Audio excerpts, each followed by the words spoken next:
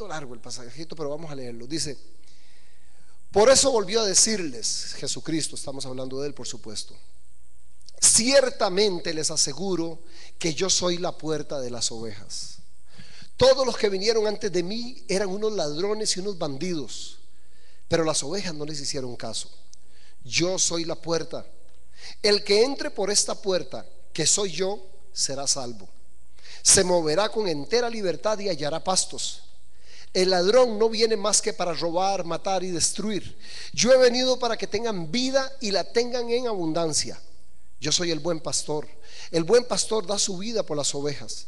El asalariado no es el pastor, y a él no le pertenecen las ovejas. Cuando ve que el lobo se acerca, abandona las ovejas y huye.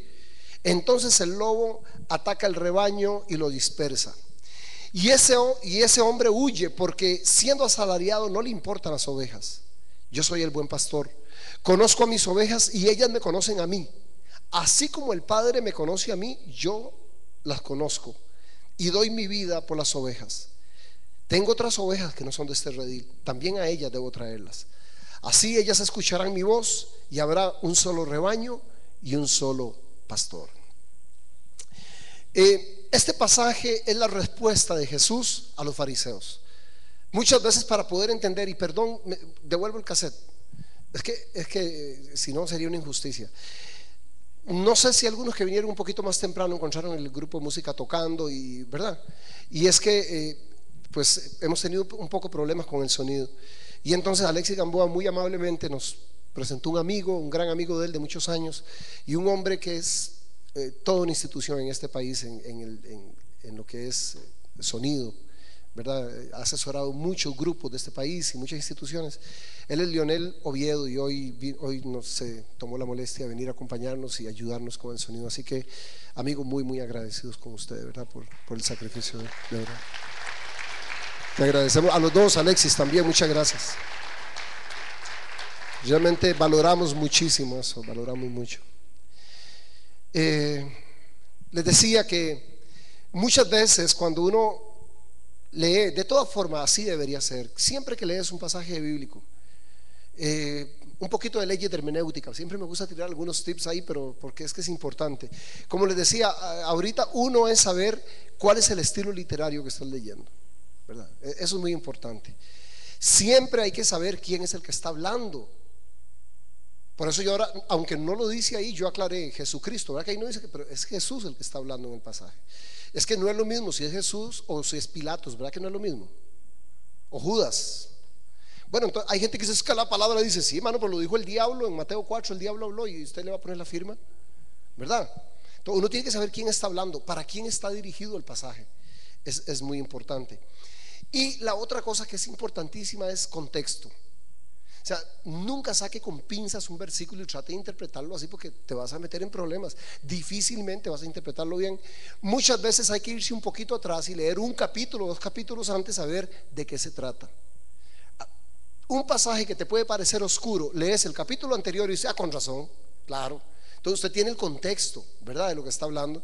Y aquí, una vez más, Jesús había tenido un conflicto con los fariseos.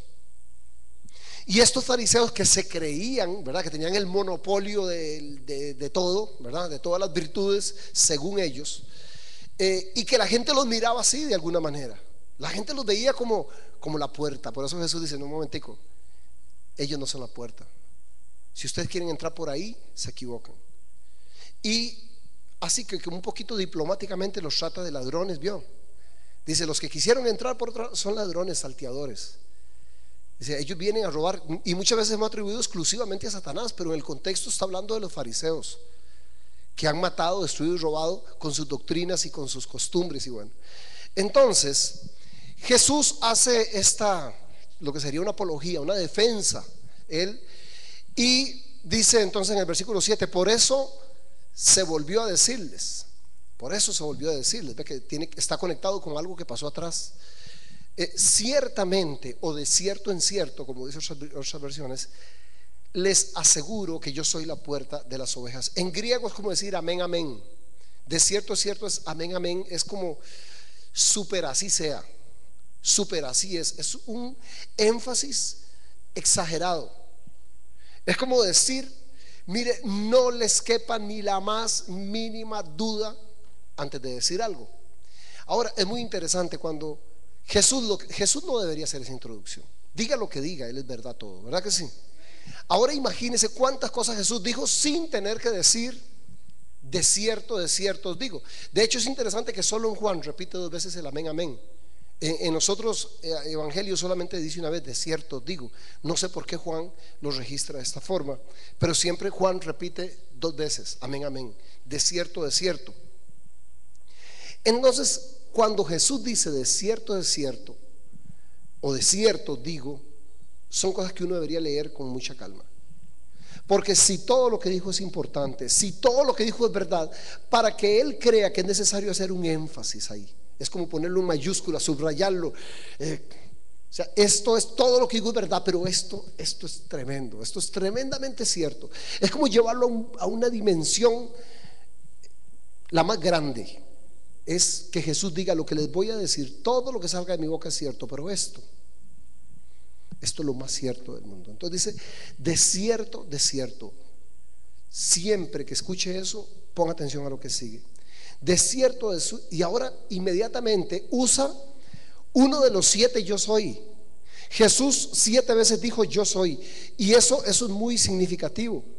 Es significativo porque esa palabra, ese es el nombre de Dios, ¿verdad? Yo soy. Yo les he explicado otras veces, los judíos nunca usaban yo soy, porque así fue como Dios se reveló al pueblo de Israel en el Éxodo, en aquella zarza. Moisés preguntó: ¿y quién decimos que diga que yo soy? Entonces nunca más un judío volvió a decir yo soy, porque ese sería como Dios se dio a conocer, para no decir el nombre porque eso no es un nombre, pero como Dios se dio a conocer. Entonces Jesús sí lo usa. Ya eran los primeros destellos ahí que Jesús comenzaba a vislumbrar como Mesías, ¿verdad?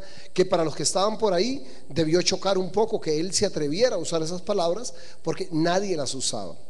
Ahora, qué interesante, Jesús empieza diciendo yo soy la puerta, ¿verdad? Luego cambia la metáfora y se convierte en un pastor. Después dice yo soy el pastor, pero empieza diciendo yo soy la puerta. Este yo es enfático. Todos los yo soy la luz del mundo, yo soy el pan de vida, yo soy la resurrección y la vida, yo soy el camino, la verdad y la vida. Son 7 yo soy, y todos los 7 yo soy son enfáticos. Es yo soy y ningún otro. Cuando dice ese yo soy, y más si agregó, recuerden que agregó que antes de decir eso, de cierto. Entonces no hay ninguna opción más.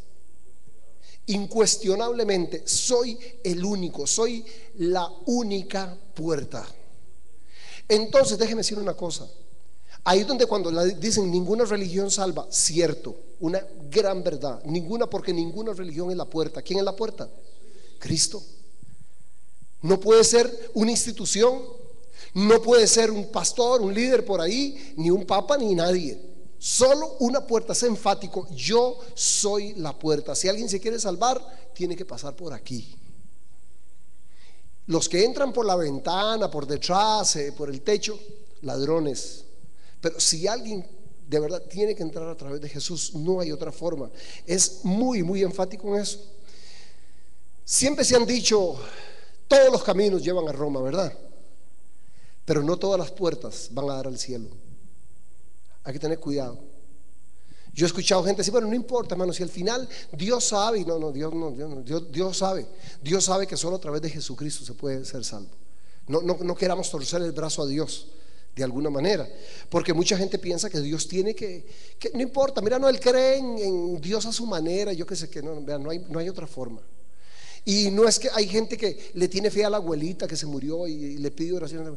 Usted no puede entrar, su abuelita es una ventana, con suerte. Ahorita alguien dice la tuya. Pues también la mía era una ventana rara. Sí, tu abuela era, ya suena feo, ¿eh? Bueno, el caso es que ya van quedando cosas claras. Una, Jesús dice yo soy la puerta, el único lugar por donde se puede pasar para llegar al Padre, para ir al cielo. Dice, yo soy la puerta. Aquí hay algo muy interesante. En los pastores de ovejas en aquel tiempo, la Palestina, que todavía sigue siendo árida, pero 2000 años atrás, hoy han irrigado mucho, ¿verdad? Los judíos, los israelitas son tremendos en tecnología y han logrado, es uno de los mayores exportadores de cítricos del mundo hoy. Imagínate lo que era un desierto terrible. Bueno, hace 2000 años no eran los mayores exportadores de cítricos, era un lugar realmente muy árido todavía. Entonces, lo que sí había mucho eran matorrales de espinos, acacias y otras cosas que hay mucho en África y en esas áreas. Lo que hacían los pastores era que donde andaban, porque andaban buscando, era muy poquito el pasto. Esa gente no sé qué hubiera hecho cuando ve aquí potreros por todos lados, pero en ese tiempo encontrar pasto era un verdadero problema. Podían recorrer muchos kilómetros y las ovejas se lo comían muy rápido, era muy poquito. Entonces tenían que estarse desplazando. Lo que hacía que muchas veces tenían que acampar en los lugares donde estaban, en las praderas por ahí. Y como no había tiempo para poder armar un corral, ¿verdad? Tal como lo concebimos. Entonces lo que hacían era que cortaban esas ramas de espinos y hacían un cerco de espinos para que los lobos no pudieran atravesarlo, ¿verdad? Porque no podían dormir las ovejas ahí, los lobos de seguro que iban a llegar. Entonces cerraban todo eso y el portillo, porque por un lado tenían que entrar, ¿verdad? La puerta, que al final no era una puerta como tal, era una entrada, que así se puede traducir eso. Yo soy la entrada. Tal vez más bien esa debe ser la correcta traducción, porque en este contexto que les estoy hablando no hay tal puerta, era nada más un espacio en un cerco, ¿verdad? Redondo de espinas y una entradita apenas por donde podía pasar las ovejas en fila, y el pastor se acostaba exactamente ahí. Entonces literalmente, ¿quién era la puerta? El pastor. La figura es maravillosa. Cuando Jesús dice, yo soy la puerta de las ovejas. El único lugar por donde el lobo podía pasar, ¿cuál era? Sí, pero tenía que pasar por encima del pastor. O sea, no había ninguna otra forma. Entonces, la figura encierra protección, entre otras cosas. Cuando Jesús dice, yo soy la puerta, yo defiendo eso, ustedes son míos y yo los defiendo. ¿Se acuerdan que Jesús dice en algún momento que el Padre se los había dado, los tenía todos en su mano? Dice, y nadie los podrá arrebatar de mi mano. Oiga, no hay poder en este mundo ni fuera de este mundo que lo pueda arrebatar a usted, pero usted se puede tirar de la mano. El diablo, por más, y la diabla y todos los pisuicas que usted se imagine, por más que hagan y todo, nunca podrán arrancarlo de la mano de Dios. A usted nada lo puede separar del amor de Cristo, solo usted mismo. Ahí donde tiene tanto sentido aquello que decía Pablo. Yo amo esa porque qué sabiduría y qué cosa más tremenda. Cuando el apóstol Pablo está muriendo, está en su agonía, ¿verdad? Ya están las últimas, despidiéndose, se despide de los ancianos de la iglesia, todo el mundo llorando, y Pablo, no, voy a morir, yo sé que sí, ya llegó mi fin, y él está despidiéndose y está diciendo algunas últimas cosas, ¿verdad? Miren, mi herencia, les dice entre otras cosas, mi herencia, ¿qué es? Mi ejemplo. Ahí les dejo esa herencia, mi ejemplo. Ustedes me vieron en las buenas, en las malas, pues eso les dejo de herencia. Y todas las lloradas. Cuando se acerca Timoteo, su hijo espiritual, Timoteo era el que llamamos, era un jovencito y fue el discípulo más amado de Pablo. Timoteo estuvo en todas las buenas, las malas, las visitas a las cárceles. Era el muchacho que más, era el hijo de Pablo, un hijo realmente, y así lo trataba, hijo le decía a Timoteo. Y yo muchas veces me he puesto a pensar eso. Si uno está agonizando, ¿qué le dirías a tu hijo en los últimos 3 minutos de tu vida? ¿Qué le dirías? Tenés un hijo al frente, te estás despidiendo de él, te quedan 3 minutos nada más para decir algo. ¿Qué le dirías? Lo que Pablo le dice a Timoteo es impresionantemente inteligente. Pablo le dice a Timoteo, viéndolo a los ojos, Timoteo, cuídate.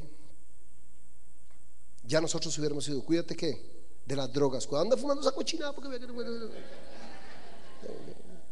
¿verdad? Cuídate de qué mal, le hubiéramos dicho. de las faldas. Ah, pero tampoco, ¿verdad? O sea, pero cuidadito tampoco. Cuídate de qué más, de las amistades, seguramente, ¿va? Cuidado con andar con, vea, aquel que anda con lobos y todo eso. Oiga, nosotros hubiéramos dicho tanto, cuídate del diablo. No le dé lugar al diablo, Timoteo. Oiga, y lo que Pablo le dice a Timoteo: Timoteo, cuídate de ti mismo. Sí, bárbaro. ¿Sabe qué le dijo a Timoteo? Usted no se preocupe por el diablo, ni por la falda, usted es la persona más peligrosa para usted mismo. Nadie tiene más poder que usted para sacarte del curso. Nadie, ni nada. El diablo con todo el infierno juntos no podrían desviarte 1 milímetro del camino si usted no quiere. Pero usted, en un abrir y cerrar de ojos así, en un descuido, Timoteo, sin diablo y sin nada, solito usted se pierde.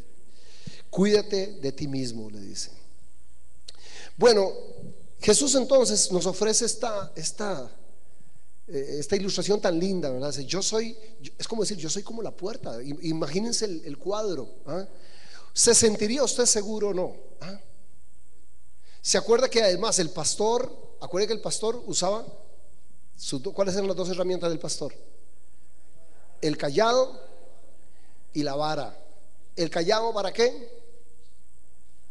Venga para acá. O sea, ¿se acuerda que tenía un gancho y una ovejilla? Según ella iba muy despistada y nada más decía, venga para acá. Oiga, Dios ha usado el cayado y Dios, gracias a Dios por eso. Dios libre, Dios sin eso, ya, también nosotros nos hubiéramos perdido hace años. Pero siempre usa un cayado por ahí, un cayado que habla. Esa es una paradoja. Pero siempre hay alguien que Dios usa para hacernos volver cuando nos estamos, o algo. Hay gente que el cayado hacía, ya Dios le mandó, le habló a través de 1000 cosas y no, entonces pues, una pata quebrada y viene para atrás otra vez, ¿verdad? Hay gente que tiene que pasar una crisis, pero Dios va a usar lo que tenga que usar, con tal de que usted no se pierda. Va a usar su cayado. Bueno, ese es para eso el cayado. Pero por otro lado tiene que la vara. ¿Qué era la vara? ¿Qué es la vara? Pero es una pregunta sencilla. ¿Qué es la vara? ¿Ven? Sabía. Y todo el mundo, ¿por qué todo el mundo pregunta qué es la vara si sabía? La vara es un leño, es un palo, un garrote. ¿Ah? ¿Para qué? Sí, seguro de guayaba, esos que hasta que pica así cuando le dan. De café, esos bravos, y nada de porón, un palo de guayaba. ¿Para qué era el leño ese que usaba el pastor? Bueno, cuando se arrima un lobo, el cayado es para las ovejas, pero el leño es para el lobo. O una culebra, ¿verdad? O un ladrón. Entonces, cuando Jesús dice yo estoy en la puerta, no está desarmado tampoco. Usted debería dormir tranquilo, aunque anden merodeando por ahí. Uno los oye. Pero si usted no rompe la cerca, ellos no entran. A mí, una imagen que nunca se me va a olvidar, me ayudó tanto y me convenció para congregarme así. Yo soy fanático, desde antes, ¿verdad?, de ser pastor, yo congregarme todos los días que había, todo lo que fuera, me apuntaba a todo. Pero es que un día vi eso, precisamente vi cómo en África usaban esas cosas de espinas, esas ramas de las que estoy diciendo. Lo usan allá los nómadas con las vacas o con las cabras, pero allá es por los leones. Y entonces viera qué interesante, porque eso sí lo vi en televisión. Y entonces hacían eso, solo que ahí la puerta no era no se la jugaban que se lo comen ahí era todo cerradito, mejor. Todo cerradito, y los hombres duermen en un palo arriba, por aquello, desde arriba ven ahí. Pero los leones, aprendí mucho eso. Los leones, claro, huelen el ganado, andan con hambre y los oyen y todo eso. Entonces se arriman la manada de leones así, definitivamente no pueden cruzar el cerco. Eso está claro. No hay forma de que lo crucen. Ellas están a salvo realmente. Pero los leones comienzan a rugir. Comienzan a rugir. Esperaba que quisiera ahí como un león, según usted. Con esta voz, sobre todo. ¿Qué cree que hacen? Ve qué interesante, ¿qué cree que hacen? Están todas las vacas por aquí en el cerco y vienen y les rugen, pero así en la pura oreja. Y entonces las vacas se van para la otra esquina, bueno, para otro lado, no hay esquinas en un círculo. Se van, todos los leones dan la vuelta, tranquilos.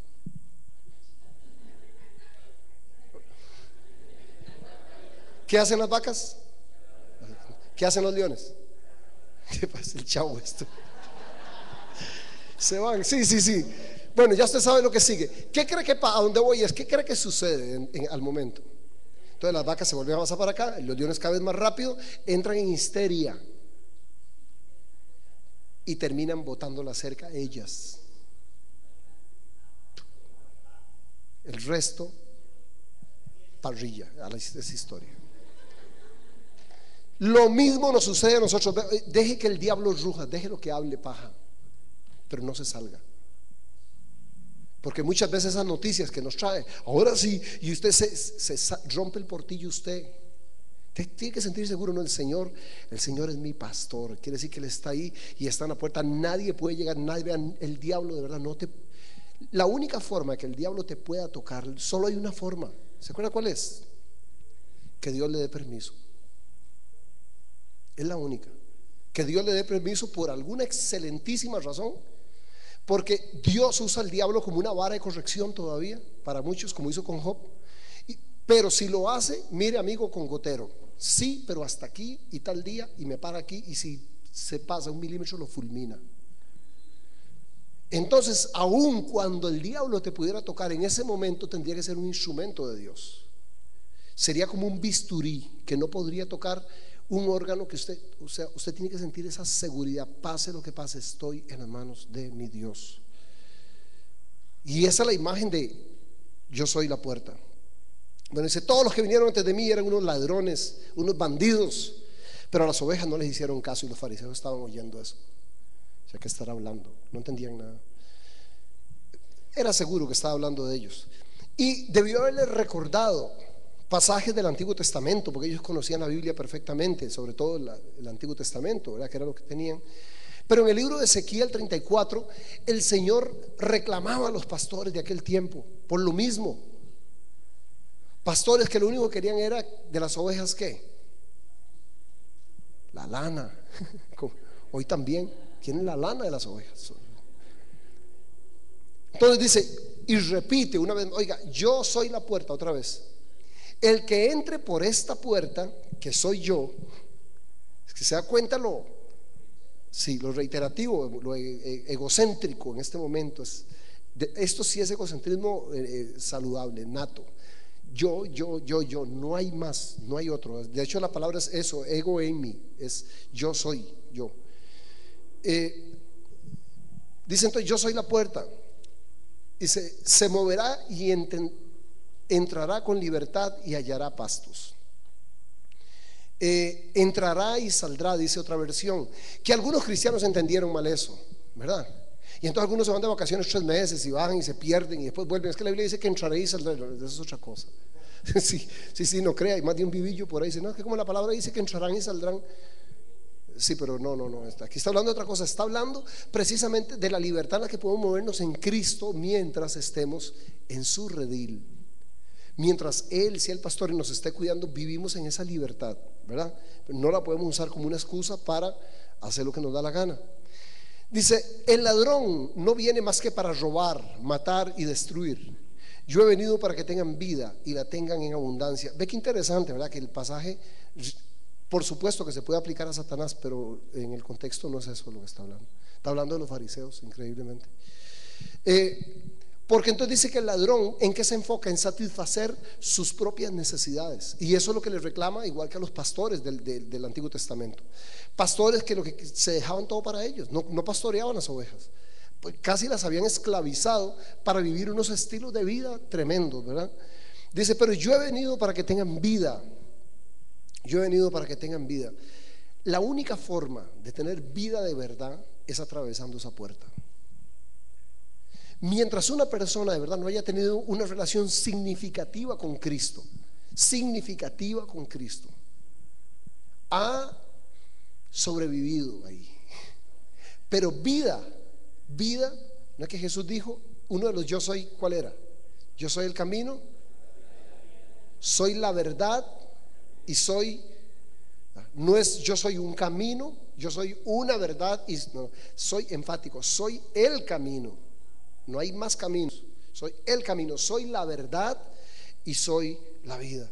Pero no solamente es eso, usa una palabra que en griego es perizos, que la usan la usaban, digamos, los contadores, que es cuando hay un excedente. Cuando es una palabra que se usa en contabilidad, en los griegos. Dice en abundancia, es excedente, es cuando sobra mucho, cuando sobra. Esto fue lo que sucedió, por ejemplo, cuando Jesús alimentó a aquella multitud, ¿se acuerdan? Que de todo la comieron hasta saciarse y sobraron 12 canastas todavía. Eso es en abundancia, vida en abundancia la que ofrece Jesús, vida completa. Esta figura está totalmente asociada con el Salmo 23, por ejemplo. El Señor es mi pastor, nada me faltará. No, nunca pienses todo me sobrará, como dicen algunos por ahí en emisoras de radio. Venga Cristo para que tenga. No, en ningún momento Jesús dijo venga y todo le sobrará, pero sí nos garantiza en el Antiguo, en el Nuevo, entonces, que nunca tendremos necesidad de ninguna cosa buena. De algo de lo que realmente necesitamos, el Señor se compromete a suplirlo. El Señor es mi pastor, nada me faltará. Y eso es lo mismo que está diciendo aquí Jesús. De alguna manera está diciendo lo mismo. Yo he venido para que tengan vida en abundancia, vida abundante. Ahora dice, ve que qué interesante, ahora cambia de metáfora. Ha sido la puerta, pero dice ahora yo soy el buen pastor. El buen pastor da su vida por las ovejas. ¿Qué diferencia este pastor? Cuando un pastor morían las ovejas. O sea, si un pastor moría, lo picaba una serpiente allá en las montañas, seguramente que esas ovejas ya se daban por muertas. Si no la comían los lobos, ellas iban a morir de todas formas, porque es un animal bastante tonto. Es un animal que no sabría sobrevivir. Las ovejas necesitan un pastor. No, una cabra no necesita un, ¿cómo se llamaría el que cuida? Mejor ni digan. Bueno, alguien que las cuide. Se me vino una a la mente horrible ahí. Veo los perros de la pradera no necesitan un perrero. Ni las culebras, ¿verdad? Necesitan quien. Interesantemente, la mayoría de los animales sobrevivirían perfectamente en el hábitat. Ahí una oveja no. Una oveja no sabría encontrar el agua, no sabe encontrar la comida, se pierden entre ellas, se vuelven locas, las moscas comienzan a depositar huevillos en la nariz y se comienzan a pegarse contra. Viera qué animalito. Se pierden con una facilidad. ¿A quién se le parece? Mira qué animalito. Ajá. Entonces dice, bueno, que el asalariado no es el pastor, dice, ¿ah? A él no le pertenecen las ovejas. Cuando ve el lobo se acerca, abandona las ovejas y huye. Entonces el lobo ataca el rebaño y lo dispersa. El asalariado, o sea, el asalariado está solo por el billete. Los pastores que han encontrado en las iglesias una fuente de riqueza. Y por eso muchas veces el asunto del crecimiento numérico está asociado con la avaricia. Muchas veces no es con la pasión porque las almas conozcan a Jesucristo, porque la gente venga a Cristo. Muchas veces que 2,000, 5,000 y 3,000 y ese número 10,000, imagínate el diezmo de 10. No, se convierte. Entonces mira, no importa si se disipulan o no, pero hay que meter gente aquí a como dé lugar. Y entonces cuando abren las puertas a cualquier modelo, que si los 12 o los 13 o lo que sea, pero que llene este lugar, porque al final redunda en la economía del pastor muchas veces. Bueno, de esos hay ya desde aquel tiempo, para que sepa. Dice, y ese hombre huye porque siendo asalariado no le importan las ovejas. Dice, pero yo soy el buen pastor. Oiga qué lindo, dice, conozco a mis ovejas y ellas me conocen a mí. Conozco a mis ovejas. Usted sabe que Jesús lo conoce todo. Jesús sabe lo que piensa, lo que hace en los momentos de más intimidad, cuando nadie está por ahí, y lo sabe. ¿Sabe qué es lo más sorprendente de eso? Que lo ama, ¿sí? ¿Usted podría creer eso? Mire, el que no se enamora de Jesús no tiene con qué saber. Es que es muy fácil que otro se enamore de usted, porque usted, como la luna, siempre va a enseñar su lado brillante. Todos tenemos un lado oscuro, todos tenemos un lado más tenebroso. Todos los seres humanos tienen una parte que no le muestran al resto de la gente, que se maquilla, o puede ser la avaricia, tantas cosas, la envidia, que se puede maquillar, tantas cosas, miles de cosas.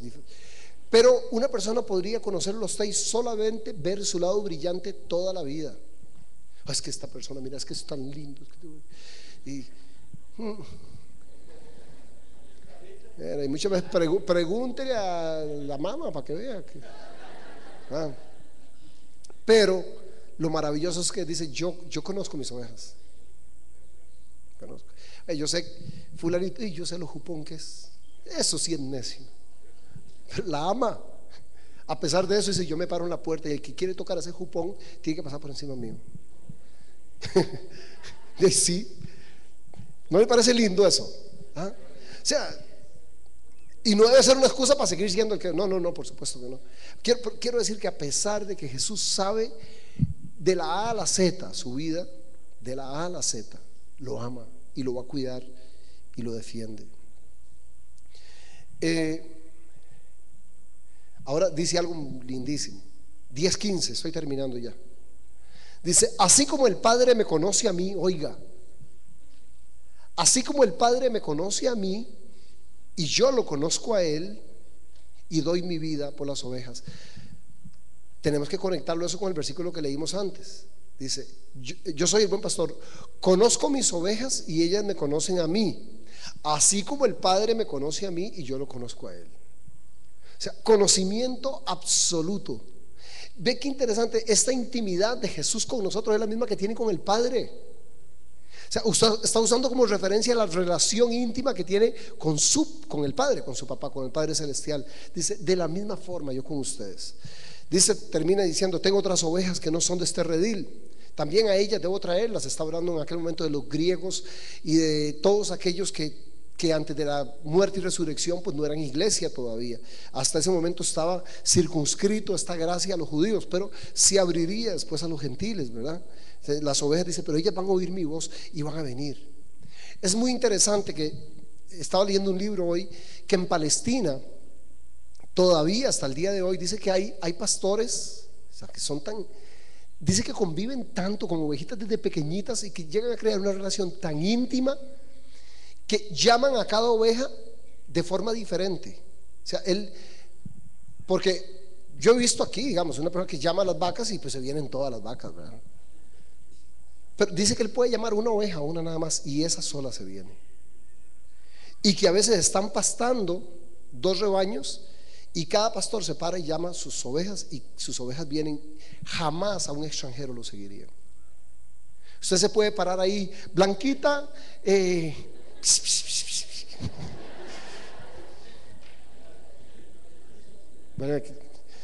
le pasa? Sí, oiga, qué interesante. Pruebe. Yo no sé, es que como aquí tuvimos ovejas, yo sé. Es que aquí tuvimos ovejas, de verdad. Antes de que estuviera todo eso construido, un cafetal eso ahí, un bosque, y tuvimos un montón, 40 ovejas tuvimos ahí. Y entonces alguillo conocimos de ovejas, viera. Pero me gustaría que usted se parara a hacerles ahí copito. Mire, tuvo que usted estar con ella desde chiquitica, usted, cuando se lastimaba, usted curándola, ganarse la confianza, porque son así ariscas, lo más arisco que hay. Pero cuando tienen confianza, cuando el pastor les roba el corazón, las tiene en su mano. Y entonces esto es lo que dice: escucharán mi voz y habrá un solo pastor y un solo rebaño. Las ovejas de verdad oyen la voz de Dios. Oyen la voz de Dios. Usted va a saber, esa es la diferencia entre las cabras y las ovejas, seguro. Otra es la diferencia, hay muchas diferencias, pero una es que oye la voz de Dios.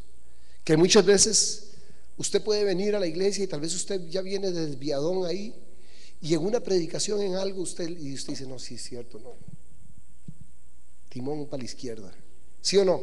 ¿Les ha pasado? Más vale que sí, más vale que sí. Pero es que, y eso le dice a usted que es oveja, porque si usted oye eso y sigue ahí, es un burro. Yo no sé qué será. No, así dice la Biblia, un mulo, dice, sin entendimiento como en los mulas. Pero las ovejas no, las ovejas oyen, esa es una característica, que aunque estén por allá, que dice salir, pero cuando oyen la voz del pastor, se vienen, reconocen la voz de su pastor y los siguen. Pongámonos de pie, por favor, para que vea que sí estoy terminando.